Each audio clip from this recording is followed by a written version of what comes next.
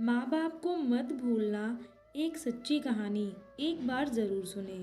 एक छोटा सा लड़का जिसकी उम्र कोई 6 या 7 साल की थी, एक खिलौने की दुकान पर खड़ा दुकानदार से कुछ बात कर रहा था। दुकानदार ने न जाने उससे क्या कहा कि वो वहाँ से थोड़ा सा दूर हट गया और वहाँ से खड़े खड़े वो कभी दुकान पर रखी एक सुंदर सी गुड़िया को देखता और कभी अपनी जेब में हाथ डालता। वो फिर आंख बंद करके कुछ सोचता और फिर दोबारा गुड़िया देखने और अपनी जेब टटोलने का कर्म दोहराने लगता।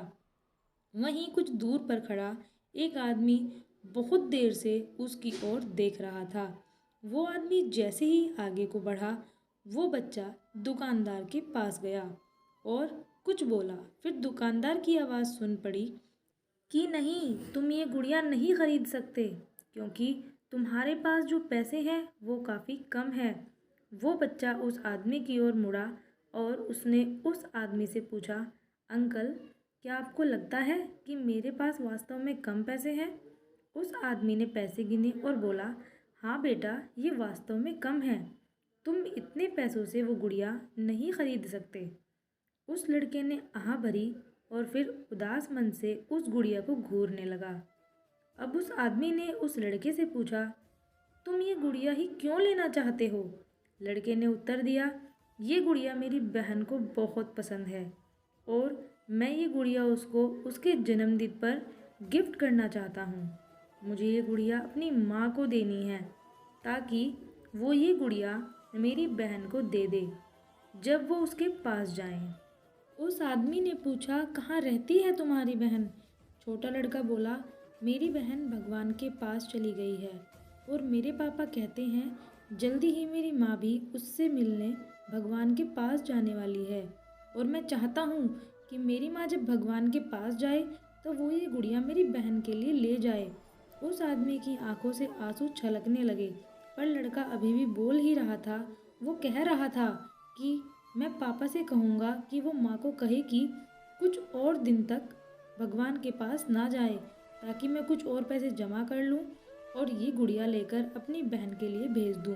फिर उसने अपनी एक फ़ोटो जेब से निकाली। इस फ़ोटो में वो हंसता हुआ बहुत सुंदर दिख रहा था।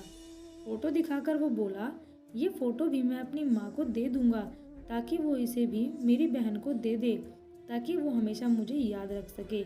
मैं जानता हूँ कि मेरी माँ इतनी जल्दी मुझे छोड़कर मेरी बहन से मिलने नहीं जाएगी।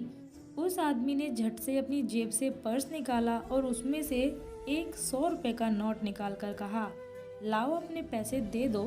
मैं दुकानदार से कहता हूँ शायद वो इतने पैसों में ही दे दे। और उसने उस लड़के के सामने रुपए गिनने का अभिनय किया और बोला, अरे तुम्हारे पास तो उस गुड़िया की कीमत से अधिक पैसे हैं। उस लड़के ने आकाश की ओर देखकर कहा, भगवान तेरा धन्यवाद।